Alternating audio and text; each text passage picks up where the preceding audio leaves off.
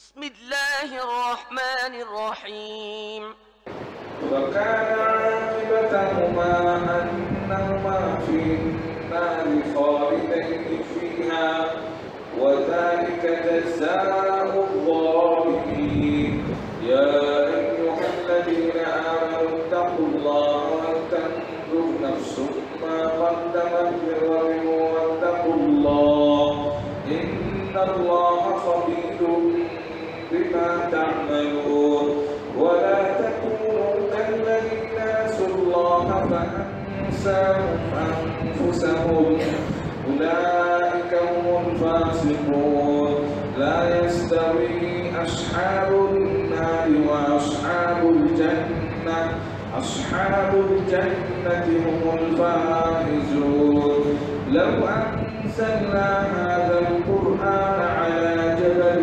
لرأيته خاشعا متصدعا من خشية الله وتلك الأمثال نضربها للناس لعلهم يتفكرون والله الذي لا إله إلا هو عالم الغيب والشهادة هو الرحمن الرحيم هو الله الذي لا إله إلا هو الملك القدوس السلام المؤمن المهيمن العزيز الجبار المتكبر سبحان الله عما يشركون والله الخالق البارئ المصور له الأسماء الحسنى يسبح له ما في السماوات والأرض وهو العزيز الحكيم আপনাদের মাঝে এখন বক্তব্য রাখবেন জনাব মতিউর রহমান মাদানী সাহেব।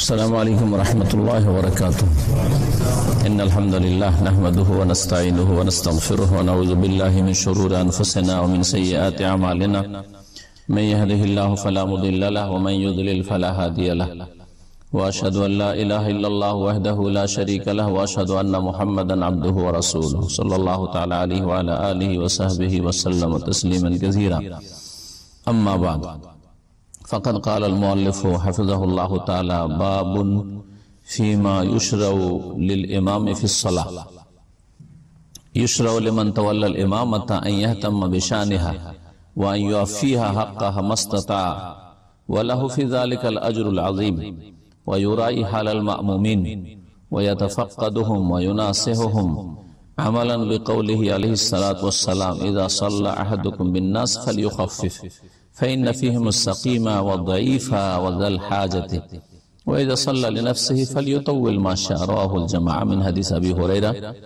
رضي الله عنه মহান আল্লাহ সমস্ত প্রশংসা সালাত ও সালাম নাযিল করেন মুহাম্মদুর রাসূলুল্লাহ সাল্লাল্লাহু আলাইহি ওয়াসাল্লামের উপর। আজকে আমাদের এই ফিকহুল ইবাদাত বা সংক্ষিপ্ত ফিকহে সালাত সম্পর্কীয় নামাজ সম্পর্কীয় আলোচনা, বিশেষভাবে নামাজের অধ্যায়ে ইমামের দায়িত্ব সম্পর্কে বা ইমামের করণীয় সম্পর্কে বলছেন লেখক বাবুন ফিমা ইউশরাউ লিল ইমামি ফিস সালাহ। এই অধ্যায় হচ্ছে এই বিষয় সম্পর্কে যে নামাজের ভিতরে ইমামের জন্য করণীয় কি শরীয়ত সম্মত। ইমামের জন্য নামাজের ভিতরে সালাতে শরীয়ত সম্মত করণীয়, শরীয়তের দৃষ্টিতে করণীয় কি, কোন কোন বিষয়গুলির দিকে লক্ষ্য রাখা উচিত ইমামকে। বলছেন ইউশরাউ লিমান তাওয়াল্লাল ইমামাতা আন ইয়াহতাম্মা বিশানিহা, যেই ব্যক্তি ইমামতির দায়িত্ব নেবে তার জন্য শরীয়তের বিধান হচ্ছে যে এই সালাতের নামাজের যেন গুরুত্ব দেয়। এটি একটি তার গুরু দায়িত্ব, অবহেলা না করে।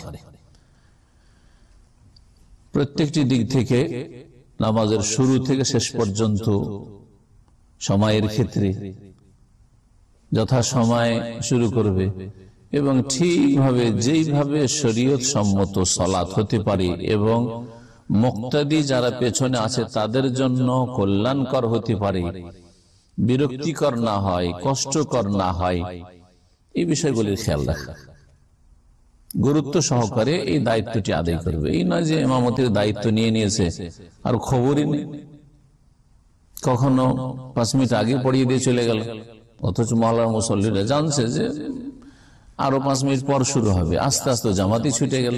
এগুলো হচ্ছে অবহেলা, এটা একটা অবহেলা। টাইম বাঁধা আছে, অনেকের এমার্জেন্সি আছে, এসছে ঠিক টাইমে যে তাড়াতাড়ি নামাজ পড়ে যাব, কিন্তু 5-7 মিনিট আসছেই নাই, এটা নির্দিষ্ট টাইম আছে, তারপরেও এগুলো হচ্ছে অবহেলা। যথাসাধ্য নামাজের পূর্ণ মাত্রায় হক আদায় করবে, নামাজের হক আদায় করতে ইমামকে। ওয়ালাহু ফি যালিকাল আজরুল আযীম, এতে তার জন্য মহাপুরস্কার রয়েছে।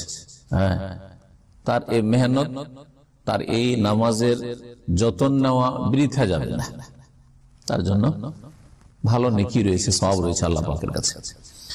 ওয়ায়ুরাই হালাল মামুমিন, মুক্তাদিদের অবস্থার লক্ষ্য রাখবে। আমার পিছনে যারা মুক্তাদি তারা কি ধরনের, উদাহরণস্বরূপ বৃদ্ধ আছে, খেয়াল রাখতে হবে। তারপরে বাচ্চারা আছে, খেয়াল রাখতে হবে। পেছনে মহিলা সেকশন আছে, মহিলারা আছে, বাচ্চা কাচ্চা আছে, তাদের খেয়াল রাখতে হবে। অনেকের এমার্জেন্সি আছে, এই সময়টাই ডিউটির সময়, কাজের সময় তাড়াতাড়ি নামাজ পড়ে যাবে, সুতরাং ওটাও খেয়াল রাখতে হবে। ওয়াতাফাক্কাদুহুম, তাদের খোঁজ খবর নেবে, ইমাম মুসল্লিদের খোঁজ খবর রাখবে। ওয়ায়ুনাসিহুম, এবং তাদের মধ্যে ভুল ত্রুটি দেখলে তাদেরকে নসিহত করে উপদেশ দেবে, দিনের কথা বলবে বা উপদেশ দেবে, তাদের হিতাকাঙ্ক্ষী হবে। কারো ভুল দেখলে ভুলে সংশোধন করবে, কাঁধে কাঁধে মিলায় না, কাতার সোজা করে না, ইত্যাদি এসব ভুল ত্রুটি। অনেকে অজ্ঞতার কারণে মেলা ধরনের ভুলগুলি করছে, তো এইসব ক্ষেত্রে কি করবে, তাদেরকে নসিহত করবে, উপদেশ দেবে। কারণ নবী করিম সাল্লাল্লাহু আলাইহি সাল্লামের হাদিস রয়েছে মর্মে বেশ কিছু, তার মধ্যে একটি হাদিস বা 2টি হাদিস সেখানে উল্লেখ করেছেন। বলছেন আমালান বিকাউলিহি আলাইহিস সালাতু সালাম, নবী করিম সাল্লাল্লাহু আলাইহি সাল্লামের বাণীর ওপর আমল করো। তো নবী করিম সাল্লাল্লাহু আলাইহি সাল্লামের এই বাণীর ওপর আমল হবে ইমাম সাহেবের। কি বাণী? বলছেন রাসূলুল্লাহ সাল্লাল্লাহু আলাইহি ওয়াসাল্লাম, ইযা সাল্লা আহাদুকুম বিন-নাসি, তোমাদের কোন ব্যক্তি যখন লোকজনকে নামাজ পড়াবে, মানে পড়াবে মানে কি, ইমামতি করবে, ফালিয়ুখাফফিফ, তখন যেন একটি নির্দেশ, হালকা নামাজ পড়া। হালকা মানে এই নয় যে একবারে ফরজে ঘাটতি করে দিবে, ওয়াজিবে ঘাটতি করে দিবে, ওইটা হালকা নয়। হালকা কোনটাকে বলা হয় বলবো, এতে যেহেতু আলোচনা এসছে, এবং হালকা হওয়াটা 2 রকমের, সেটাও আলোচনায় আসবে। এখন জেনে রাখেন যে হালকা হইতে হবে যখন লোকজনকে নিয়ে নামাজ পড়ছেন, ইমামতি করছেন, তো খেয়াল রাখতে হবে কি, যে তাদের যেন ভারী না হয়, হালকা হয়। ফাইন্না ফিহিম সাকিমা ওয়া দাঈফা ওয়া যাল হাজা, কেন হালকা করবেন যখন আপনি ইমামতি করছেন লোকজনের? কারণ এই মুসল্লিদের মধ্যে, মুক্তাদিদের মধ্যে কেউ অসুস্থ আছে, রোগী, লম্বা নামাজ পড়া তার জন্য কষ্টকর। অদাইফ, অনেকে বৃদ্ধ আছে, দুর্বল আছে। ওয়াজাল হাজা, কারো প্রয়োজন রয়েছে, এমার্জেন্সি, হাসপাতাল যেতে হবে, এয়ারপোর্টে যেতে হবে, ডিউটিতে যেতে হবে, ইত্যাদি ইত্যাদি। ফজর নামাজে এসছে, ওই গাড়ি ছুটে যাচ্ছে, লম্বা ধরে দিচ্ছে। তো যদি দেখা যায় যে এটা হচ্ছে লেবার এরিয়া, তাদের এই সময়টা ডিউটি, তাহলে ওগুলো খেয়াল রাখতে হবে। জালহাজা, তার প্রয়োজন আছে এই মুক্তাদিদের, যে তাড়াতাড়ি তাকে বেরোতে হবে। ওয়াইজা সাল্লা লিনাফসিহি, কিন্তু যখন একা নামাজ পড়বে, ইমাম সাহেব একা পড়ছে বা আপনি আমি একাই পড়ছি, ফালিয়াতাওয়াল মাশা, যত ইচ্ছা লম্বা করে, সমস্যা না, ওয়াক্ত পার না হইলে যত ইচ্ছা লম্বা করেন, এসব নামাজ লম্বা ধরিয়ে দেন, সমস্যা নেই। যখন একাই পড়ছেন, মানে জামাত নেই, শখ করে আবার একা পড়া যাবে না। পুরুষদেরকে কি করতে হবে? জামাতের ব্যবস্থা থাকলে জামাত করতেই হবে। হ্যাঁ, মসজিদ আছে আর আপনি একা নামাজ পড়ে, তা চলবে না। কিন্তু এমন জায়গা আছেন যেখানে জামাতের কোনো ব্যবস্থা নেই, একা আছেন কোনো হোটেল, আপনি কি ওখানে আশেপাশে মসজিদ নেই, মুসলিম দেশ, হ্যাঁ, অথবা মুসলিম দেশ হলে আশেপাশে কোথাও মসজিদ দেখছেন, মুসাফির মানুষ, জি, এইরকম ক্ষেত্রগুলিতে, অথবা মাঠে ঘাটে আছেন, মরুভূমিতে আছেন, তাই না, আপনার সাথে আর কোন লোকজন না, আপনার সাথেও যদি মরুভূমিতে 2-4 জন থাকে, ওদেরকে নিয়ে জামাত করতে হবে। যখন একা নামাজ পড়বেন তখন ইচ্ছা মতো লম্বা করেন, সমস্যা নেই, কারণ আপনার যেমন খুশি লাগে লম্বা করতে পারছেন লম্বা করেন, মধ্যম মধ্যম যেমন ইচ্ছে। হাদিস রাওয়াহুল জামাত, এক দল মুহাদ্দিসিনে কেরাম বর্ণনা করেছেন। আল জামা মানে হচ্ছে এক দল, শাব্দিক অর্থ, কিন্তু আল জামা একটি বিশেষ পরিভাষা মুহাদ্দিসিনদের, হাদিসের পণ্ডিতদের টার্ম। তার মানে ইমাম আহমদ, বুখারী, মুসলিম, আবু দাউদ, নাসাই, তিরমিজি, ইবনে মাজাহ 7 জন ইমাম কমপক্ষে বর্ণনা করেছেন। এই হাদিসটি 7টি হাদিসের কিতাব আছে, 6টি প্রসিদ্ধ কিতাব, যেগুলোকে ভারত, বাংলাদেশ, পাকিস্তানের মানুষরা যারা সূক্ষ্মভাবে বলে না সিহা সিত্তা বলে, সিহা সিত্তা নাই, কুতুবে সিত্তা, 6টি প্রসিদ্ধ কিতাব। কুতুবে সিত্তা বললে 6টি প্রসিদ্ধ কিতাব, 6টি প্রসিদ্ধ হাদিস গ্রন্থ, এটা বুঝাইল। কুতুব মানে হচ্ছে গ্রন্থ, হ্যাঁ। আর সিহা সিত্তা যখন বললেন 6টি সহিহ হাদিস, তাই যেন বললেন যে এই 6টা হাদিসই, হাদিসের কিতাব হচ্ছে কি সহিহ, অথচ কথাটা ভুল। 6টি কিতাবের সবগুলি হাদিস সহিহ না, একমাত্র বুখারী, মুসলিম হচ্ছে সহিহাইন। 2টি কিতাবের সবগুলি হাদিস সহিহ, বুখারী এবং মুসলিম, সহিহ বুখারী এবং সহিহ মুসলিম। বাকি আবু দাউদে সহিহ আছে অধিকাংশ, কিছু জয়ীফ আছে, অত্যন্ত জয়ীফ আছে, নাসাইতে জয়ীফ আছে, দুর্বল আছে, তিরমিজিতে জয়ীফ আছে, দুর্বল আছে, এমনকি মজুর কাছাকাছি কয়েকটা আছে, মজু আছে। তারপর ইবনে মাজাতে সহিহ, হাসান, জয়ীফ আছে, জাল হাদিস আছে 40-এর কাছাকাছি। আমাদের দেশের আলেমরা তো জয়ীফ জাল বুঝেই নেই, সহিহ সে হাসিতে ইবনে মাজাকে সহিহ বলে দিল, অথচ 40টা জাল হাদিস আছে।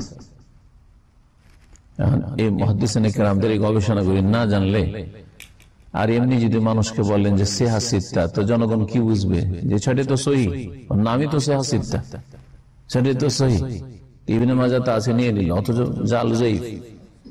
গোমরাহ হচ্ছে এইভাবে। 7টি হাদিস গ্রন্থে এই কিতাবটি, এই হাদিসটি রয়েছে। কি হাদিস?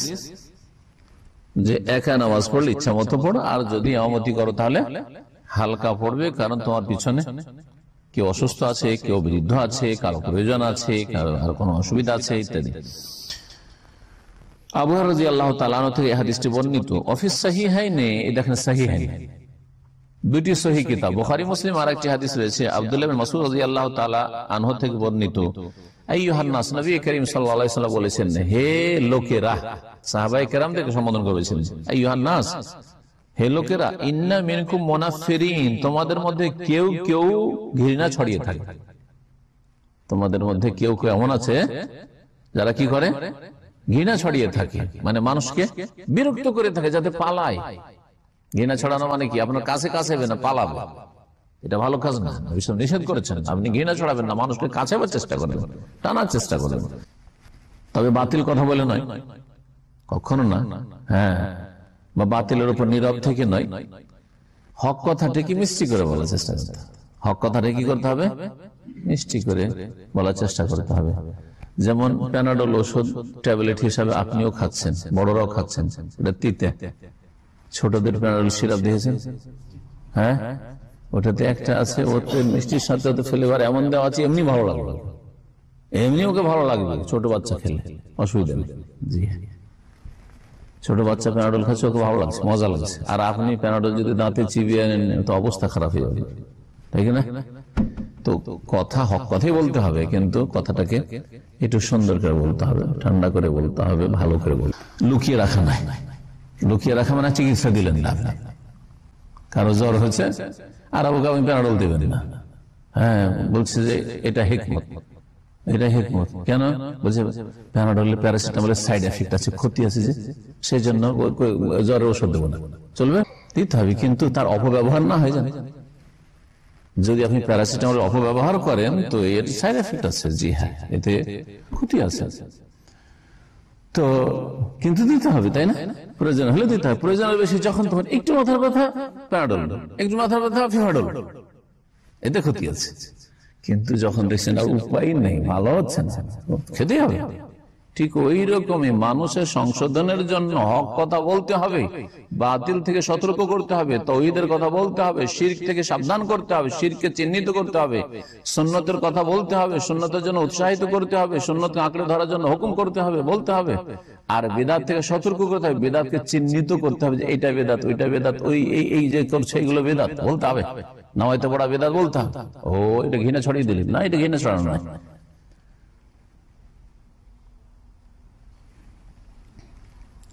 কিন্তু যথাসাধ্য সেটাকে কি করতে হবে, ভালো করে পেশ করার চেষ্টা করতে হবে।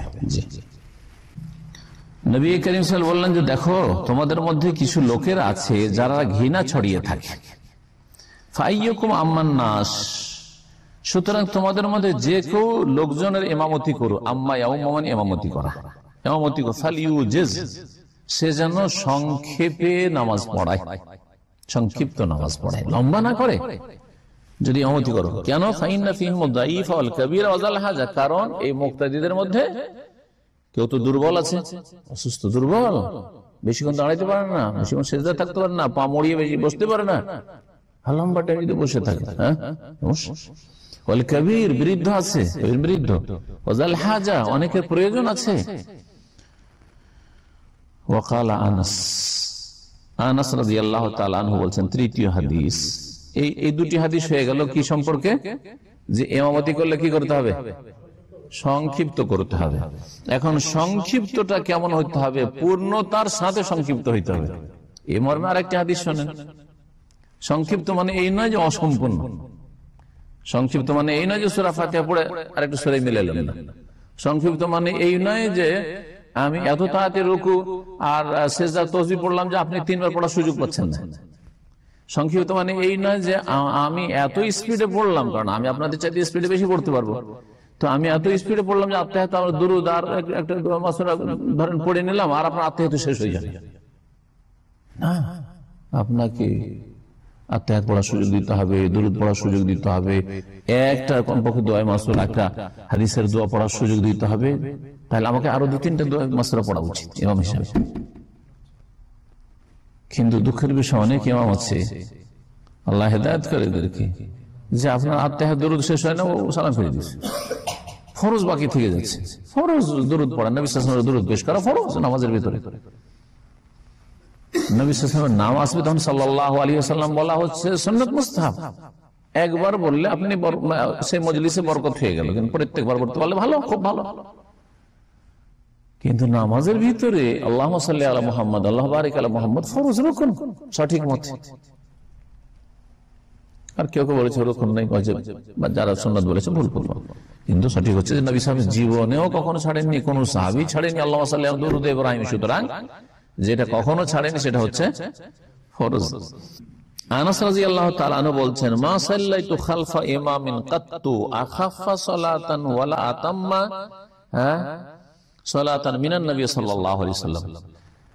বলছেন আমি কোন ইমামের পিছনে কখনো এমন নামাজ পড়িনি যেটা অধিক হালকা নামাজ হইতো, আখাফফা সালাত, কি হইতো নামাজের দিক থেকে, কি হইতো অধিক হালকা, খুব বেশি হালকা হইতো, ওয়ালা আতাম্মা সালাতান, আর নামাজ অত্যন্ত পূর্ণ হইতো, হালকাও হইতো আর কি হইতো পূর্ণ হইতো। এইরকম নামাজ কারো পিছনে পড়িনি মিনান নবী সাল্লাল্লাহু আলাইহি ওয়াসাল্লাম, নবী সাল্লাল্লাহু আলাইহি ওয়াসাল্লামের চাইতে বেশি ভালো। তার মানে নবী করিম সাল্লাল্লাহু আলাইহি ওয়াসাল্লাম সব চাইতে কি করতেন, পূর্ণ এবং হালকা নামাজ পড়তেন, সবচাইতে পূর্ণ এবং হালকা নামাজ পড়তেন। নবী সাল্লাল্লাহু আলাইহি ওয়াসাল্লামের নামাজ সবচাইতে হালকা হইতো এবং নবী সাল্লাল্লাহু আলাইহি ওয়াসাল্লামের নামাজ সবচাইতে পূর্ণ হইতো। ওর চাইতে পূর্ণতার সাথে ভালো হালকা নামাজ কারো পিছনে পড়েনি। কেউ যদি পূর্ণ করে তো লম্বা, আর কেউ যদি হালকা করে তো অসম্পূর্ণ। তাহলে এমন হালকা করা যাবে না যে অসম্পূর্ণ, হালকার সাথে কি করতে হবে, পূর্ণ, तमाम পূর্ণ না, পারফেক্ট নামাজ হইতে হবে। আর এত পূর্ণ করবেন না যে আপনি ভারী করে দিলেন, হালকা হইল না আপনার নামাজ, লোকজনের জন্য ভারী হয়ে যাচ্ছে, এরকম যেন না হয়। এর জন্য মাপকাঠি কি, আজকালকার মুনাফিক চরিত্রের অনেক মুসল্লি আছে, ওরা চাই যত তাড়াতাড়ি হোক না কেন, যত তাড়াতাড়ি হোক না কেন, বিশেষ করে তারাবি। হ্যাঁ, ফরজ নামাজেও আপত্তি করবে যদি 2 পয়সা বেতন দিয়ে কোন ইমাম রাখে তাহলে। হ্যাঁ, বিশেষ করে তারাবিতে যদি একদিন লম্বা তারাই পড়ে নেয় আর ওই মসজিদ না আর অন্য মসজিদ খুঁজে পড়াবে, এটা হচ্ছে মুনাফিকের চরিত্র। আজকালকার মানুষের তো ইমান বুঝতেই পারে না। জি হ্যাঁ, নামাজ যাকে ভারী লাগে এটা মুনাফিকের চরিত্র। নামাজে যার অলসতা আসে সেটা হচ্ছে মুনাফিকের চরিত্র। কোরআনে আল্লাহ বলেছেন, ইন্নাল মুনাফিকিনা ইউখাদিউনাল্লাহ ওয়া হুয়া খাদিউহুম, নিশ্চয় মুনাফিকরা আল্লাহকে প্রতারিত করে, আল্লাহ তাদের প্রতারণার উচিত জবাব দেবেন। ওয়া হুয়া খাদিউহুম ওয়া ইযা কামু ইলা সালাতি কামু কুসালা, আর তাদের মুনাফিকের চরিত্র হচ্ছে তারা যখন সালাতে দাঁড়ায়, নামাজ পড়তে দাঁড়ায়, কামু কুসালা, বড়ই অলসতার সাথে দাঁড়ায়। অলস, সবচেয়ে ভারী কাজ তাদের কাছে নামাজ, সবচেয়ে মুশকিল কাজ তাদের জন্য নামাজ। 10, 20, 50 রিয়াল চেয়ে নেন, যে লাগবে ভাই দান করেন, দিয়ে দিবে। হ্যাঁ, রোজা রাখছে, দেশের অনেক মহিলারা আছে রোজা রাখে, নামাজ পড়েন। অনেকে সমাজে এরকম আছে, রমজান মাসের রোজাটা রাখছে, সারা বছর নামাজ পড়েন, কুফরি কাজ করছে, যাকাত দিচ্ছে, দান খায়রাত করছে, মেলা কিছু করেছে, কিন্তু নামাজ খুব ভারী লাগছে। মুনাফিকের কামু কুসালা, মুনাফিকের চরিত্র হচ্ছে নামাজে দাঁড়ালে কুসালা কাসলান, অলস। ইউরাউনান নাস, লোক দেখানো নামাজ পড়ে, ওয়ালা ইয়াযকুরুনা আল্লাহ ইল্লা কালিলা, আল্লাহকে নামে মাত্র স্মরণ করে। আল্লাহকে স্মরণ করে, আল্লাহ জিকির উদ্দেশ্য নয় যে নামাজের ভিতরে আল্লাহকে স্মরণ করি। ফাওয়াইলুল লিল মুসাল্লিন, এটা তো মুখস্থ আছে সূরা মাউন, তাই না? সেই সব নামাজীদের জন্য ওয়াইল নামক জাহান্নাম দুর্ভোগ। আল্লাযীনা হুম আন সালাতিহিম সাহুন, যারা তাদের নামাজ হতে উদাসীন। নামাজ হতে উদাসীনের বিভিন্ন দিক আছে, তার মধ্যে একটা দিক হচ্ছে নামাজ হয়ে গেল, জামাত হয়ে গেল, হ্যাঁ, ওয়াক্ত চলে গেল, সূর্য উঠে গেল, শুয়ে থেকেই গেল, এদের জন্য ওয়াইল নামক জাহান্নাম। নামাজ পড়লো হয়তো সূর্য ওঠার পরে, কোনদিন সূর্য ওঠার আগে, কোনদিন সূর্য ওঠার পরে, ও জামাত কখন হইলো না হইলো, খেলাধুলা দেখছে, ও নিয়ে আছে, নেট নিয়ে আছে, এসা জামাত হয়ে গেল। হ্যাঁ, মাগরিব এশা জামাতের সময় পাকশাক করছে অথবা চাপানি করছে, দোকানপাটে যারা চাকরি করে, এইরকম চরিত্রের মুনাফিক। এদেশে যার দোকানপাটে চাকরি করে তার মুনাফিক। যেমন মাগরিব এশাতে বন্ধ হলো, তার উপরে উঠে গেল কি করার জন্য? চাপানি নাস্তা করার জন্য। জি, এদের জন্য ওয়াইল নামক জাহান্নাম রয়েছে, দুর্ভোগ। ওয়াইল মানে দুর্ভোগ, ধ্বংস, হালাকুন। আল্লাযীনা আন সালাতিহিম সাহুন, যারা নামাজ হতে উদাসীন, বেপরোয়া, ইচ্ছা মতো পড়লো, যখন ইচ্ছা তখন পড়লো, যেমন করে ইচ্ছা তেমন করে পড়লো। আর একটা হচ্ছে নামাজ খেতে উদাসীন, মানে নামাজের যত্ন সহকারে পড়লো না। নামাজ যেমন এসে পড়ছে, কিন্তু নামাজ ওই ইমামের পিছনে সেই জন্য ও নিরুপায়, যখন সুন্নাত শুরু করে তাই নাই তাই তাই তাই, রুকু সিজদা, এগুলো হচ্ছে সাহুন, উদাসীন নামাজের ক্ষেত্রে। আল্লাযীনা আন সালাতিহিম সাহুন আল্লাযীনা হুম ইউরাউন, যারা লোক দেখা নামাজ পড়ে। এখানে ইউরাউন বলা হয়েছে, যারা লোক দেখা নামাজ পড়ে। কোরআনে 2 জায়গায় বলা হয়েছে লোক দেখানো নামাজ হচ্ছে মুনাফিকদের নামাজ। নামাজ হচ্ছে জিকির, ওয়ালা ইয়াযকুরুনা আল্লাহ ইল্লা কালিলা। তো নামাজ হালকা হইতে হবে। আজকালকার জামানার মেজরিটি মুসল্লিদের উপরে যদি ছেড়ে দেওয়া হয় যে নামাজটা কেমন হওয়া উচিত, তার নামাজের 12টা বাজিয়ে দিবে ইমাম। আজকালকার এই দুনিয়াদার মুসল্লিদের দিকে দেখবে না যে ওরা কি ধরনের নামাজ চায়, ও দেখবে যে আমার নামাজটা পূর্ণ মোটামুটি হচ্ছে, আর যথাসাধ্য আমি তাতে হালকা করার চেষ্টা করছি। এই দুটো মিলিয়েও সিদ্ধান্ত নেবে। হতে পারে এই মসজিদের মুসল্লিরা খুব ভালো মানুষ, যা ইমাম করছে তার চাইতে লম্বা চাই, এটা হইতে পারে ব্যতিক্রম। আবার অধিকাংশ ক্ষেত্রে আজকালকার জামানায় কি তাড়াতাড়ি সারুক, নামাজ শেষ হলেই উঠে গিয়ে নেট খুলে ফোন নিয়ে বসবে। জি হ্যাঁ, নবী করিম সাল্লাল্লাহু আলাইহি ওয়াসাল্লাম নামাজের খোলাসা তাহলে পূর্ণ হইতো প্লাস হালকা হইতো, অসম্পূর্ণ হালকা না, বুঝছেন না? এখন এটা কেমন? মুত্তাফাকুন হাদিস, বুখারী মুসলিমের। এই হাদিসটি আনাস রাদিয়াল্লাহু তাআলা যারা বলছেন, নবী সাল্লাল্লাহু আলাইহি সাল্লামের পিছনে পূর্ণ এবং সবচাইতে হালকা নামাজ, সবচাইতে পূর্ণ সবচাইতে হালকা নামাজ পড়েছি নবী সাল্লাল্লাহু আলাইহি পিছনে। তার চাইতে ভালো নামাজ পূর্ণতার সাথে হালকা নামাজ কারো পিছনে পড়ি। নবী সাল্লাল্লাহু আলাইহি ওয়াসাল্লাম ইন্তেকালের পরে আনাস রাদিয়াল্লাহু তাআলা আনহু অনেকের পিছনে নামাজ পড়েছেন বিভিন্ন মসজিদে, কিন্তু নবী সাল্লাল্লাহু আলাইহি ওয়াসাল্লামের মতো সুন্দর নামাজ, পূর্ণতার সাথে হালকা নামাজ, পূর্ণতার সাথে হালকা নামাজ কারো পিছনে পড়িনি। এটা হচ্ছে বলার উদ্দেশ্য, কারণ নবী সাল্লাল্লাহু আলাইহি ওয়াসাল্লাম বেঁচে থাকাকালীন তার অন্য কারো পিছনে নামাজ পড়েন নাই। কারণ মসজিদে নববীর ইমাম একমাত্র রাসূলুল্লাহ সাল্লাল্লাহু আলাইহি ওয়াসাল্লাম, একমাত্র অসুস্থ অবস্থায় নবী সাল্লাল্লাহু আলাইহি ওয়াসাল্লাম। ওয়া হুয়াল কুদওয়াতু ফি যালিকা ওয়া ফি গায়রিহি, আর আমাদের জন্য আদর্শ হচ্ছেন নবী করিম সাল্লাল্লাহু আলাইহি ওয়াসাল্লাম নামাজের ক্ষেত্রেও আর জীবনের সর্বক্ষেত্রে, প্রত্যেকটি ক্ষেত্রে নবী করিম আমাদের জন্য কি উত্তম আদর্শ। কুদওয়াতুন মানে আদর্শ, উসওয়াতুন মানে আদর্শ। কোরআনে কারীম উসওয়া শব্দটি ব্যবহৃত হয়েছে সূরা আহজাবে, লাকাদ কানা লাকুম ফি রাসূলিল্লাহি উসওয়াতুন হাসানাহ, নিশ্চয় তোমাদের জন্য আল্লাহর রাসূল সাল্লাল্লাহু আলাইহি ওয়াসাল্লামের ভিতরে কি রয়েছে? উত্তম আদর্শ, উসওয়াতুন হাসানাহ, উত্তম আদর্শ রয়েছে। তিনি হচ্ছেন আমাদের জন্য আদর্শ, আইডিয়াল।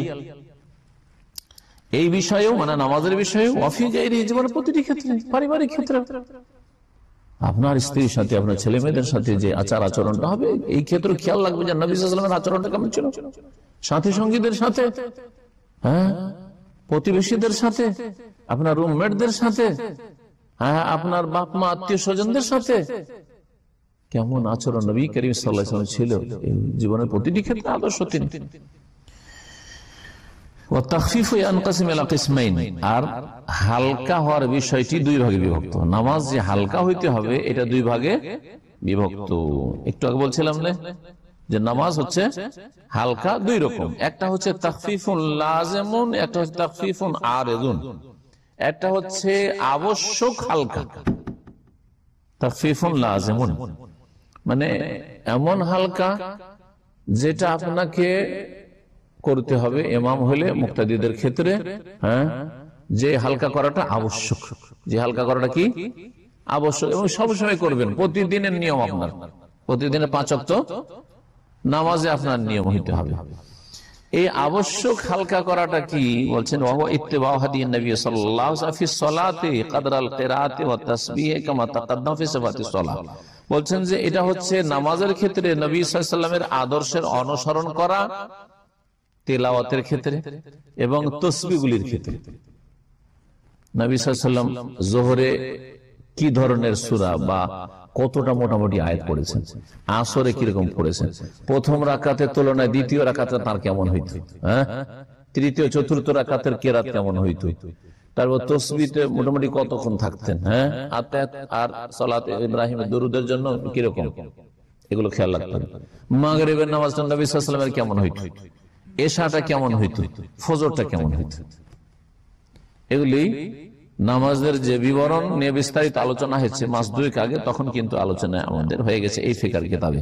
এছাড়াও আমার অন্যান্য ক্ষেত্রে বিস্তারিত আলোচনা আছে। নবী করিম সাল্লাল্লাহু আলাইহি ওয়াসাল্লামের নামাজ ফজর সবচেয়ে লম্বা হইতো, আর তারপর এশা হইতো লম্বা, যোহর লম্বা হইতো, যোহরের তুলনায় আসরটা একটু সংক্ষেপ হইতো, মাগরিবটা সব সময় সংক্ষেপ করতেন না। যেমন আজকালকার ইমামরা ছোট ছোট সূরা ধরে নিয়েছে একবারে কন্টিনিউ মাগরিবে, এটা সুন্নাত নয়। কিন্তু অধিকাংশ সময় মাগরিব সংক্ষেপে পড়তেন নবী সাল্লাল্লাহু আলাইহি ওয়াসাল্লাম। কখনো কখনো লম্বা সূরাও পড়েছেন, অনেকগুলি আয়াত পড়েছেন নবী সাল্লাল্লাহু আলাইহি ওয়াসাল্লাম।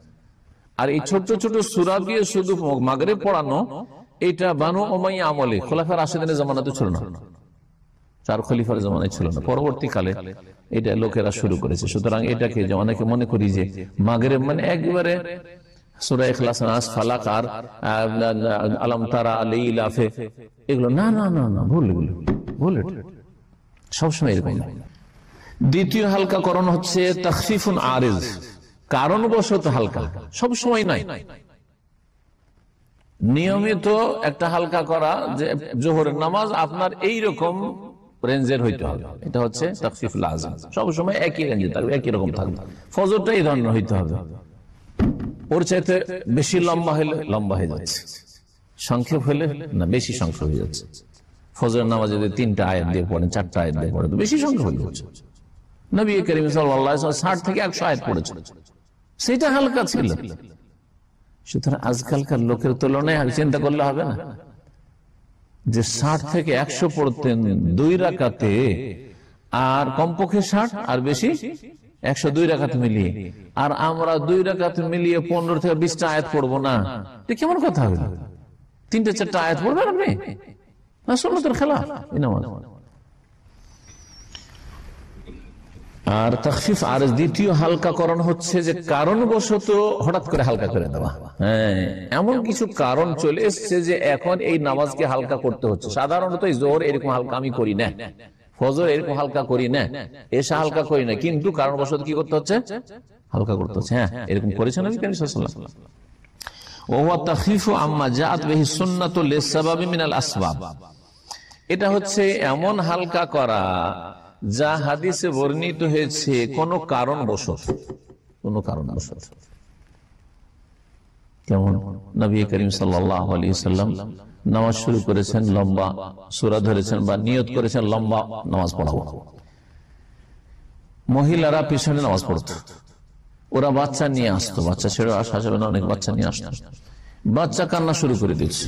বাচ্চা যদি কান্না শুরু করে আর এদিকে যদি ইমাম লম্বা তেলাওয়াত চালাইতেই থাকে আর বেশ লম্বা করে নামাজ পড়ায়, তো এতে সমস্যা হবে না? হবে না। প্রথম যে সমস্যা সেটা হচ্ছে যে ওই বাচ্চার মা পেরেশান হয়ে যাবে যে হায় রে আল্লাহ, কখন যে সালাম ফিরবে, কখন যে নামাজ শেষ হবে, ঠিক না?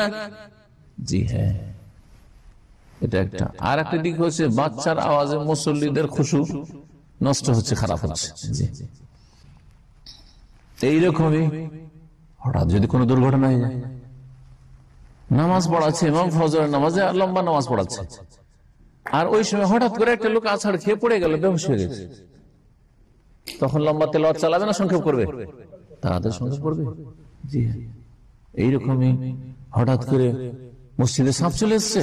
এই দেশে নাই সাপ নাই, কিন্তু দেশের অবস্থা চিন্তা করেন আপনি। হঠাৎ করে সাপ চলে এসছে, এদিকে হইচই শুরু হয়েছে, আর ওইদিকে লম্বা তেলাওয়াত চালাতে থাকবে নাকি? না, তাড়াতাড়ি করে শেষ করবে এখন নামাজ, কিন্তু নামাজ ছেড়ে দেবে না। নামাজ এতটা লোক ছাড়বে যতটা ছেড়ে, 1-2 ছেড়ে দিয়ে যদি ওই কাজটা সামলিয়ে নেওয়া যায় তো যথেষ্ট। হ্যাঁ, যদি দেখা যায় না সবাইকে ছাড়তে হবে, তখন সবাইকে ছাড়া, সবার জন্য ছাড়া যায়। মসজিদ আল্লাহ রাখুন আগুন লেগে গেছে, নামাজ চালাতে থাকবে নাকি? তাহলে নামাজ সবাইকে ছেড়ে দিতে হবে, তখন সবাইকে ছেড়ে দিতে হবে। কিন্তু একটা সাপ মারার জন্য অথবা একটা লোক বেহুশে পড়ে গেছে, তাকে উঠানোর জন্য, তাকে হাসপাতাল নিয়ে যাওয়ার জন্য 1-2 যথেষ্ট, তার আশেপাশের লোকেরা।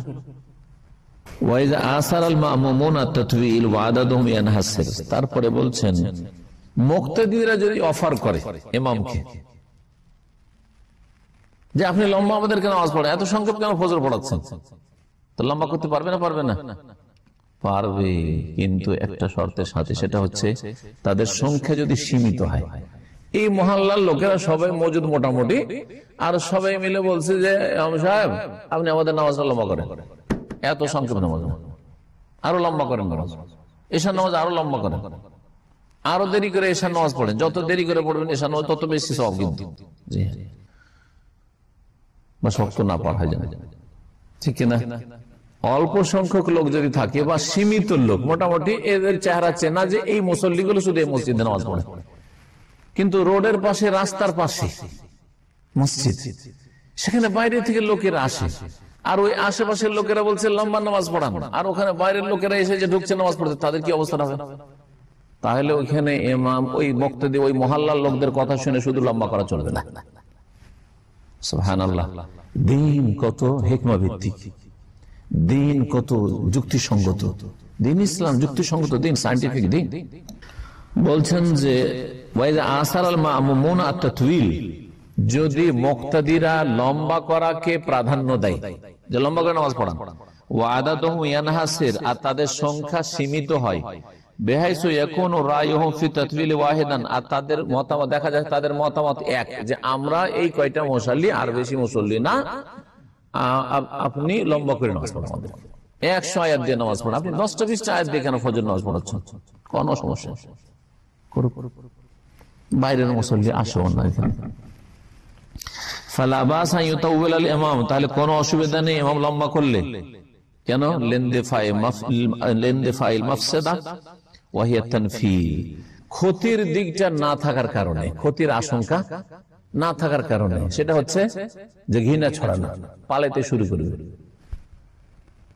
রাস্তার পাশে যদি মসজিদ হয় আর এত লম্বা নামাজ শুরু করেছে যে ওদের অবস্থায় খারাপ, যারা বাইরে থেকে এসে ঢুকেছিল, তাহলে আর ওই মসজিদে ঢুকবে নেক্সট টাইমে? আসবে না, তাহলে ঠিক না? জি হ্যাঁ। অথবা মহল্লায় কিন্তু অনেক লোক, 100-200 লোক ধরে, 100-200 লোক, ওর মধ্যে কারো না কারো অসুবিধা থাকবে, সুতরাং লম্বা করা যাবে না। 25-30 জন লোক আছে আর সীমিত এই লোকগুলি শুধু, আর সবাই বলছে লম্বা করো। ওয়ায়ুকরাহু আন ইউখাফফিফাল ইমামু ফিস সালাতি তাখফীফান লা ইয়াতামাক্কানু মা'হুল মা'মুম মিনাল ইতিয়ান বিল মাসনুন। হালকা করা মাকরুহ। আবার কখনো কখনো কোন হালকা করা? এত হালকা করে দিল যে মুক্তাদি সুন্নতগুলি আদায় করতে পারছে না। তাহলে বোঝা যাচ্ছে সুন্নত আদায় করতে যদি অসুবিধা হয় মুক্তাদির, ইমামের পেছনে, তাহলে ওই হালকা করা হচ্ছে কি মাকরুহ। সুন্নাহ মনে হয়েছে, জবাব দিতে পারছেন না? ব্রেনটা মনে হয় দেশে চলে গেছে, বাল বাচ্চা নেই ফিকির। ইমাম যদি এত হালকা করে যেই হালকাতে মুক্তাদিরা সুন্নত আদায় করতে পারছে না, তাহলে এরকম হালকা করাটা কি সুন্নত ছুটে যাওয়ার সম্ভাবনা থাকলে যদি মাকরুহ হয়, তাহলে ফরজ বা রুকুন যদি ছুটে যায়, ওয়াজিবাতে নামাজের ওয়াজিব হচ্ছে 8টি আর নামাজের রুকুন হচ্ছে 14টি, এই 14টি বা 8টির এগুলির কোনো একটা ছুটে যাওয়ার যদি সম্ভাবনা থাকে, তাহলে তখন মাকরুহ বলবো? গুনাহগার হবে ইমাম, নাজায়েজ এর জন্য, ইমামের জন্য এইরকম সংক্ষেপ করা, সে ইমাম গুনাহগার হবে, গুনার বোঝা উঠাইতে হবে। তাই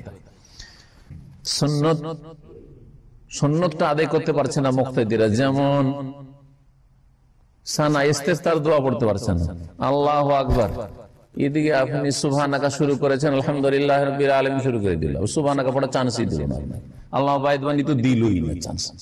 হ্যাঁ, তাহলে সুন্নাত ছুটে গেল না? সানা পড়া সুন্নাত, ইস্তেফতার দোয়া পড়া সুন্নাত, ছুটে গেল, মাকরুহ ইমামের জন্য। আচ্ছা, কখন ফরজ ওয়াজিব ছুটে যায়? যেমন আত্তাহিয়াত পড়া শেষ হয়েছে না আপনার, ও সালাম ফিরে দিয়ে বসে আছে, বা দরুদ পড়া শেষ হয়েছে না, সালাম ফিরে দিয়ে বসে আছে, তাহলে এখানে রুকুন ছুটে যাচ্ছে, হারাম কাজ, এই কাজ ইমামের জন্য গুনাহগার হবে ইমাম। দোয়া মাসুরা, 4টি জিনিস থেকে আশ্রয় কামনা করা, আল্লাহুম্মা ইন্নী আউযু বিকা মিন আযাবিল কবরে ওয়া মিন আযাবি জাহান্নাম ওয়া মিন ফিতনাতিল মাসীহিদ দাজ্জাল ওয়া মিন ফিতনাতিল মাহইয়া ওয়াল মামাত। এটা পড়ার সুযোগ পেলেন না, দরুদটা পড়া হয়েছে, সালাম ফিরে দিল, তাইলে ঠিক আছে না? মাকরুহ, সুন্নাত না এটা? আল্লামা আল-আলবানী এটাকে ওয়াজিব বলেছেন, বাকি অধিকাংশ ওলামারা বলছেন যে এই দোয়াগুলি দরুদের পরে দোয়াই মাসুরা, আল্লাহুম্মা ইন্নী যালামতু নাফসি হোক, রাব্বানা আতিনা ফিদ দুনিয়া হাসানা ওয়া ফিল আখিরাতি হাসানা ওয়া কিনা আযাবান নার হোক, অথবা এই যে 4টি বিষয় থেকে আশ্রয় কামনা করা হোক, এগুলি হচ্ছে সুন্নাহ। কমপক্ষে একটা সুন্নাত তো আদায় করতে দেবে। একটা দোয়া পড়তে পারলেন না, দরুদটা ইন্নাকা হামিদুম মাজিদ হইল আর সালাম ফিরে দিল, তাহলে মাকরুহ কাজ করলে, যে মুক্তাদিদেরকে একটা দোয়া করতে দিল না। তো বলছেন যে ওয়ায়ুকরাহু আন ইউখাফফিফাল ইমামু ফিস সালাতি তাখফীফান, নামাজের ভিতরে ইমাম হালকা করবে, এমন হালকা লা ইয়াতামাক্কানু মা'হুল মা'মুম মিনাল ইতিয়ান বিল মাসনুন, যে মুক্তাদি সুন্নতটা আদায় করতে পারছেন না, এটা কি হয়ে যাবে? ওয়ায়ুকরাহু, মাকরুহ। যেমন কাকিরাতিস সূরা, সূরা পড়তে পারছে না, ওয়াল ইতিয়ান বিসালাসি তাসবিহাতিন ফির রুকু ওয়াস সুজুদ, সূরা পড়া, সূরা ফাতিহা ইমামের পিছনে পড়া, হ্যাঁ, ওয়াজিব, রুকুন, যে সুন্নাত বলেছে বা মুক্তাদিকে পড়তে হবে না, ভুল ফতোয়া, সঠিক মতে রুকুন, কেউ কেউ ওয়াজিব বলে। তো যাই হোক, এটা তো ওয়াজিব, কিন্তু সূরা ফাতিহা ছাড়া অতিরিক্ত, সূরা ফাতিহা ছাড়া অতিরিক্ত যোহরের নামাজে, আসরের নামাজে যখন শুনছে না, এই সুন্নাতগুলোর কোনো আমল নেই, অনেকে জানেন না, সেই জন্য নবী সাল্লাল্লাহু আলাইহি ওয়াসাল্লাম সাহাবায়ে কেরামরা যোহর আসরের নামাজে সূরা ফাতিহার পরে অন্যান্য সূরা পড়তে থাকতেন। এখন আপনারা যোহর আসরের নামাজ পড়ছেন মনে করেন, আর তারপরে ইমাম সূরা ফাতিহার পরে সাব্বিহ ইসমা রাব্বিকাল আ'লা ওয়া হালা তাকে একটা সূরা পড়ছে, ওই সময়টা আপনারা করেন কি? চুপ করে দাঁড়িয়ে থাকেন, ঠিক না? এই চুপ করে দাঁড়িয়ে থাকাতে বেশি খুশু আসে না একটা সূরাতে ব্যস্ত থাকে বেশি খুশু আছে? অবশ্যই। আর এটা শুধু যুক্তি যদি হইতো তাহলে যুক্তি নেওয়া যেত না, কারণ দলিল চাইতেন। দলিল আছে, নবী সাল্লাল্লাহু আলাইহি ওয়াসাল্লামের সাহাবায়ে কেরামরা যোহর আসরের নামাজে মানে মনে মনে যেখানে কেরাত হচ্ছে সূরা ফাতিহার পরে অন্য সূরা মিলাতেন ততক্ষণ পর্যন্ত যতক্ষণ পর্যন্ত রুকুতে ইমাম না যেতেন। আর আমি আলহামদুলিল্লাহ এর উপর আমল করি। ফালতু ফালতু দাঁড়িয়ে থাকবো, মানে দাঁড়িয়ে কেন থাকবো? সূরা ফাতিহা পড়া শেষ হয়েছে, দাঁড়িয়ে আছি, কি করছি আমি দাঁড়িয়ে? কিন্তু দুনিয়ার চিন্তা আসবে, হিসাব নিকাশ শুরু হয়ে যাবে, বিজনেসম্যানদের বিজনেসের হিসাব নিকাশ শুরু হয়ে যাবে। আমার তো বিজনেস টিজনেস নাই, তোর বক্তব্যের তখন পয়েন্ট রেডি হওয়া শুরু হয়ে যাবে। এটার পরে এটা, এটার পরে এটা, এটার পরে এটা বলতে হবে, আগামীতে এই কোন বিষয়টা বলবো, আগামীকালকে কোন বিষয়, শুক্রবারে কোন বিষয়। হ্যাঁ, আমাদের রাত দিন চিন্তাই করি। বুঝতে পারছেন কিনা? এটা করা ভালো না আমার সূরা পড়া ভালো? অবশ্যই, জি হ্যাঁ। আর হাদিস দ্বারা প্রমাণিত আছে। এই সুন্নাহগুলোর উপর আমল নেই, যার ফলে জনগণ জানে না, আলেম সমাজ জানায়ও না, হাদিসের চর্চা নেই। ভারত, বাংলাদেশ, পাকিস্তানে, আরব দেশের চর্চা আছে, এখানকার যারা একটু পড়াশোনা তারা জানে। একেবারে মূর্খ করে নাও জানতে পারে, কিন্তু কথা হচ্ছে যে একটু পড়াশোনা তারা জানে। জি, তো এরপর থেকে তাহলে চুপ থাকবেন না। যোহর আসরের প্রথম 2 রাকাতে সূরা ফাতিহা পড়ে নেওয়ার পরে সানা, তারপর সূরা ফাতিহা পড়ে নেওয়ার পরে আপনি টাইম পাচ্ছেন, পড়তে থাকেন পড়তে থাকেন। যখন রুকু চলে গেল আপনাকে সূরা কমপ্লিট করার দরকার না, ওখানে থেমে রুকুতে চলে যাবে। এটা হচ্ছে কাকেরাতের সূরা। ওয়াল ইতিয়ান বিসালাসে তাসবিহাতিন ফি রুকু ওয়াস সুজুদ, রুকু সিজদাতে কমপক্ষে 3 বার করে তাসবিহ পড়া। এটা হচ্ছে কি? সুন্নাত। একবার পড়া হচ্ছে রুকন, ফরজ, নাহলে নামাজ হবে না। আর 3 বার হচ্ছে সর্বনিম্ন সুন্নাত। 5 বার, 7 বার, 9 বার, 10 বার এরকম পড়া হচ্ছে আরো উত্তম। এখানে লেখক উল্লেখ করেননি, আমি আপনাদের উপকারের জন্য উল্লেখ করছি। গবেষক ওলামারা বলেছেন যে মুক্তাদি যদি 3 বার করে তাসবিহ পড়ার সুযোগ পায় তাহলে ইমামকে কমপক্ষে 5 বার পড়া মুস্তাহাব। ইমাম যদি 5 বার না পড়ে তো মুক্তাদি কি করে 3 বার পড়বে? পারবে না। বোঝা গেছে কিনা? সেজন্য ইমামের 3 বারে ক্ষান্ত হওয়া ঠিক নয়। ইমাম অনেক সময় আমরা একটু যেতে দেরি হচ্ছে, ওর মধ্যে ওর 2 বার পড়া হয়ে গেছে, যেমনই গিয়ে পৌঁছেছে উঠে গেল, ঠিক না? কারণ ও 3 বার পড়ে, সেই জন্য উচিত নয় তার জন্য। 5 বার করে পড়ুক, 7 বার করে পড়ুক, 9 বার, 10 বার করে পড়ুক, তার জন্য উত্তম। তাহলে আমরা 3 বার, 5 বার, 7 বার পড়তে পারবো। বেজোড় করা উত্তম, কিন্তু জোর করলে কোনো সমস্যা নেই। 3 বার করে তাসবিহ করা সর্বনিম্ন সুন্নাত। শুধু সুন্নাত বলবেন না, কি বলবেন? সর্বনিম্ন সুন্নাত, আদনা সুন্নাত। আলা সুন্নাত হচ্ছে 5, 7, 9, 10, যতক্ষণ রুকু সিজদা আছে আপনি পড়তেই থাকেন। তারপর কয়েক রকমের তাসবিহ আছে। সুবহান রাব্বিয়াল আলা, সুবহান রাব্বিল আযীম, খান্তনা, সুবহান কুদ্দুস রাব্বুনা রাব্বুল মালায়েকাতে ওয়ার রূহ। তারপরে সুবহানাকা আল্লাহুম্মা রাব্বানা ওয়া বিহামদিকা আল্লাহুম্মা ইগফিরলি। এটা হচ্ছে সবচেয়ে উত্তম তাসবিহ রুকু সিজদার। নবী সাল্লাল্লাহু আলাইহি ওয়াসাল্লাম সূরা ইযা জা নাসরুল্লাহ নাযিল হওয়ার পরে ওই আয়াতগুলির উপর আমল করে এইটা পড়তেন। মা আয়েশা রাদিয়াল্লাহু তাআলা আনহা বর্ণনা করেছেন, সহিহ বুখারীতে রয়েছে। কে কে আমল করেন? আচ্ছা, আমল করেন, আমাদের কিছু ভাইরা আমল করে। আলহামদুলিল্লাহ, আমাকে আমার ওই 7 বছর আগে কখন নামাজ শুরু করেছি ঠিক মনে পড়ছে না। আলহামদুলিল্লাহ, বাপের বড় ছেলে, আর ছোট থেকে সাথে নিয়ে গেছে। হ্যাঁ, 5 বছর 6 বছরে মনে হয় নামাজ পড়েছি। কারণ নামাজ পড়েছি আর তখন কিচ্ছু বুঝতাম না যে নামাজের ভিতরে খাওয়া যাবে কি খাবে না, পকেটে চকলেটও থাকতো। জি হ্যাঁ, আর বেশি বললাম না। জি হ্যাঁ, তো কথা হচ্ছে যে তখন থেকে মুখস্থ সুবহান রাব্বিয়াল আলা, সুবহান রাব্বিয়াল আযীম না, এই দোয়া মুখস্থ করেছি। সুবহানাকা আল্লাহুম্মা রাব্বানা ওয়া বিহামদিকা আল্লাহুম্মা ইগফিরলি, এটা মুখস্থ করেছি এবং পড়েছি। সানাতে ওই ছোট্ট সানা নয়, সুবহানাকা আল্লাহুম্মা ওয়া তাবারাকা ইসমুকা ওয়া তাআলা জাদ্দুকা ওয়া লা ইলাহা গায়রুকা, আল্লাহু বাইদ বাইনি ওয়া বাইনা খাতায়াকা ওয়া বা'দ বাইনাল মাশরিকি ওয়াল মাগরিবে 5 বছর 6 বছর মুখস্থ করেছি, তখন থেকে পড়ি।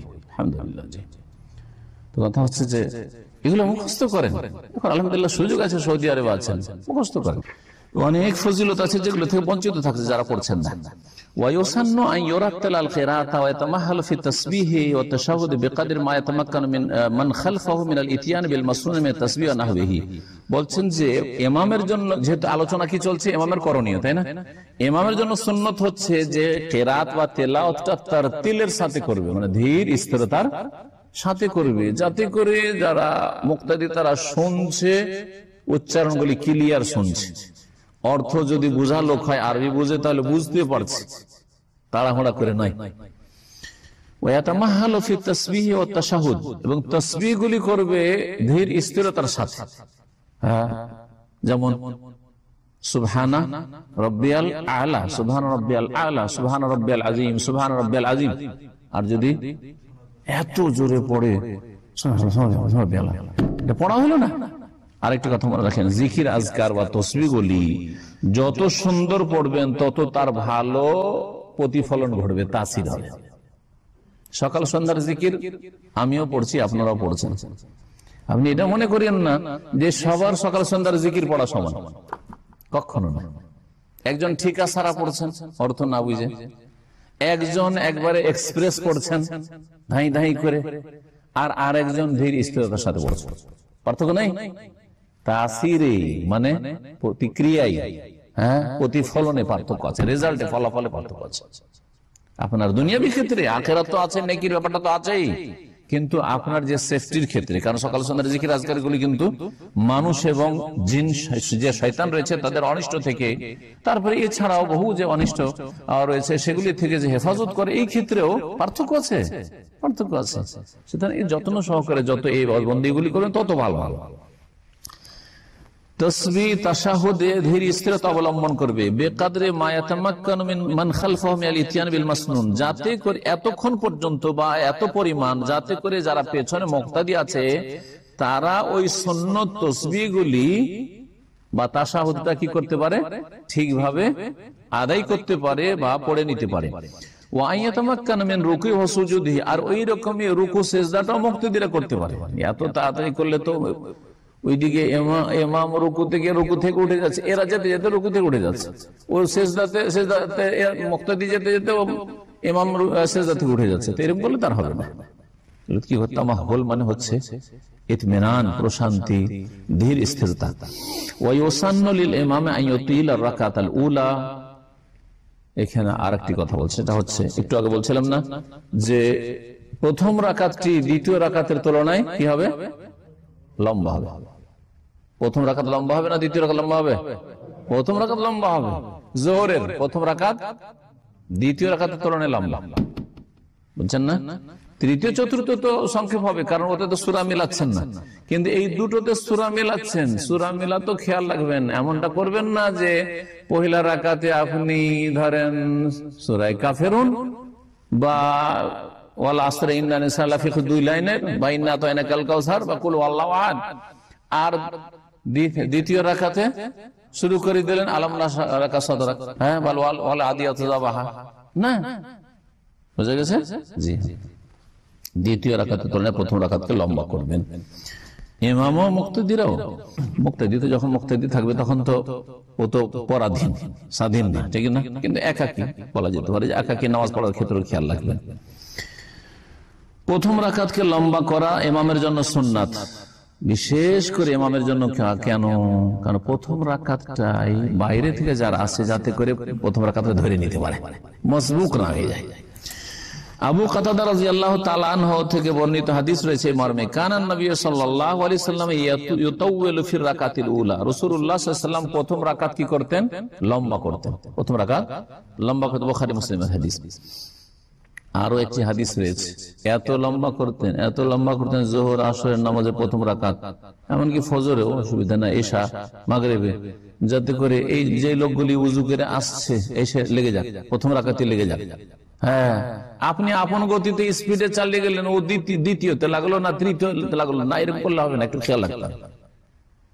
যে মসজিদের আশেপাশে যারা আছে অথবা উযুখানাতে আছে বা বাসা থেকে বেরোলে যাতে করে প্রথম রাকাতটা ধরে নিতে পারে, এগুলো খেয়াল আমাদের সে আমরা মোটেই রাখি না।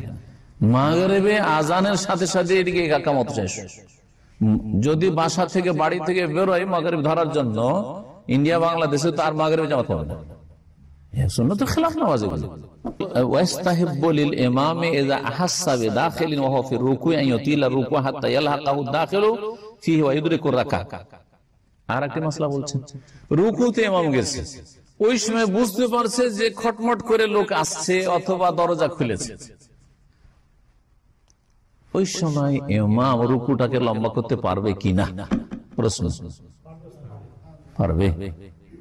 বা নবী সাল্লাল্লাহু আলাইহি ওয়াসাল্লাম এরকম করতেন, হ্যাঁ, যাতে করে কি রুকুটা পেয়ে যায়, সঠিক মতে রুকু পেলে রাকাত হয়ে যাবে, যদিও ইখতিলাফ আছে। ইমাম শাফির মতে রুকু পেলে রাকাত হবে না, আর ইমাম বুখারীর মতো এটি। তারপরে অনেক আহলে হাদিস ওলামারা ভারত, বাংলাদেশ, পাকিস্তান এই ফতোয়া দিয়ে থাকে, কিন্তু অধিকাংশ আইম্মায়ে কেরামগণ এবং এর পেছনে দলিল শক্তিশালী আছে, যার ফলে আমি একজন আহলে হাদিস হওয়া সত্ত্বেও আমি মনে করি যে রুকু পেলে রাকাত হয়ে যাবে। এবং আমি একা না, বড় বড় সালাফি ওলামাদের ফতোয়া রয়েছে, ইমাম আহমদ বিন হাম্বলের ফতোয়া রয়েছে, ইমাম ইবনে তাইমিয়া রাহিমাহুল্লাহর ফতোয়া রয়েছে, ইমাম আলবানীর ফতোয়া রয়েছে, এরকম অনেক আইম্মা কেরামদের ফতোয়া রয়েছে। সুতরাং রুকু পেলে রাকাত হয়ে যাবে, বিশেষ করে যারা বাইরে থেকে আসছে, বাইরে থেকে যারা আসছে। তবে মসজিদে শুরু থেকে এসছেন, আপনি সূরা ফাতিহা পড়বেন না, সূরা ফাতিহা ছাড়া নামাজ হয় না, সূরা ফাতিহা ছাড়া নামাজ হয় নাই। কিন্তু যখন আপনি বাইরে থেকে আসলে এসে দেখলেন রুকুতে চলে গেছে, দৌড় দিয়ে আসবেন না, দৌড় ঝাঁপ করে শ্বাস ফুলছে আর ওইরকম করে আসবেন না, নিষেধ করেছেন নবী করিম সাল্লাল্লাহু আলাইহি ওয়াসাল্লাম। নরমালি আসলে আসার রুকু পেয়ে গেলেন, আপনার ওই রাকাতটা হয়ে গেল। বলছেন যে ইমামের জন্য মুস্তাহাব হবে যখন সে অনুভব করবে যে একজন লোক প্রবেশ করছে আর ইমাম রুকুতে আছে, কি মুস্তাহাব হবে? আইয়ুতিলা রুকুয়া, রুকুকে লম্বা করা, হাত্তা ইয়ালহাকাহু দাখিলু ফিহি, যাতে করে যেই ব্যক্তি প্রবেশ করলো মসজিদে সে জামাতে মিলিত হয়ে যেতে পারে, ওয়ায়ুদরিকু রাকা, আর ওই রাকাতটা পেয়ে যেতে পারে, এই খেয়ালটা রাখবে। এটা শিরকের অন্তর্ভুক্ত। একটা আবার ওখানে একটা সংশয় আছে, যেটা কেউ কেউ বলেছে যে এই যে কিছু সময়টা লম্বা করলো, এটা তো আল্লাহর খাতিরে করলো, আল্লাহর ইবাদতের খাতিরে করলো না, ওই লোকটার খাতিরে করলো, এটা শিরক হবে না? এরকম সংশয় কেউ কেউ পেশ করেছে। ভুল ধারণা, এটা ভুল ধারণা। তার রুকু করাটা কার জন্য? আল্লাহর জন্য। আর ওই ব্যক্তি নামাজে লেগে যাক, এটাও আল্লাহর সন্তুষ্টির জন্য, আর এই রাকাতটা পেয়ে যাক, সেটাও আল্লাহর সন্তুষ্টির জন্য। সুতরাং এই সংশয় হচ্ছে ভ্রান্ত সংশয়, এই সন্দেহ বা সংশয় হচ্ছে ভ্রান্ত সংশয়।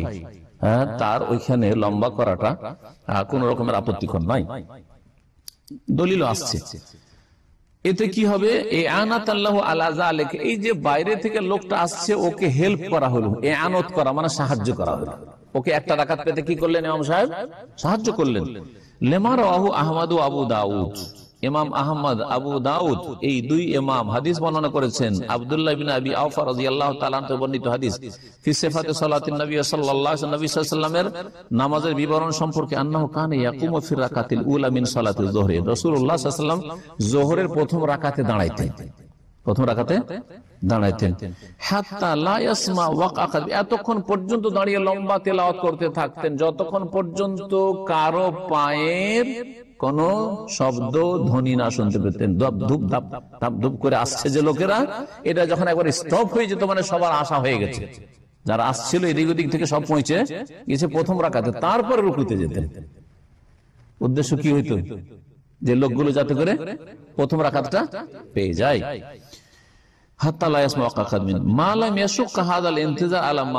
হ্যাঁ, তবে একটা খেয়াল রাখতে হবে, ওইদিকে বাইরে থেকে কয়টা লোক আসছে ধাপ ধুপ করে, ওদের খেয়াল রাখতে গিয়ে আবার যারা শুরু থেকে লেগেছে তাদের জন্য আবার বেশি লম্বা না হয়, কষ্ট না হয়ে যায়, ওটাও খেয়াল রাখতে হবে।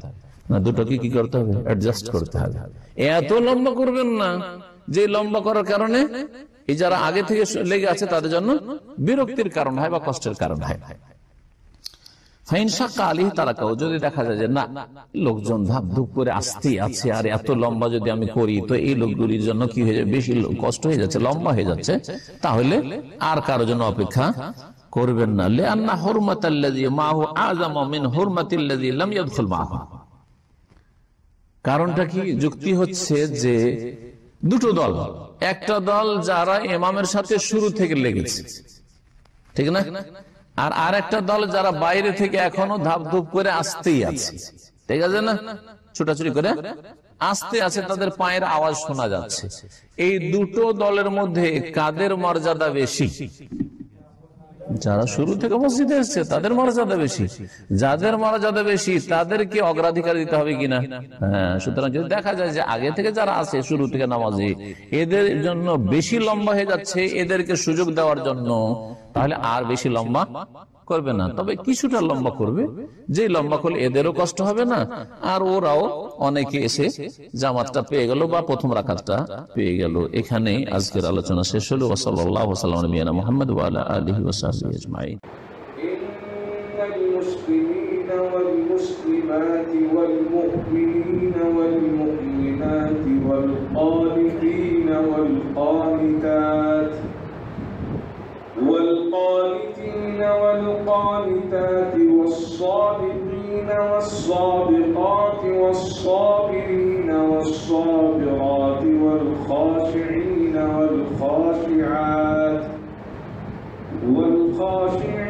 والخاشعات والمتصدقين والمتصدقات والصائمين والصائمات والحافظين فروجهم والحافظات والذاكرين الله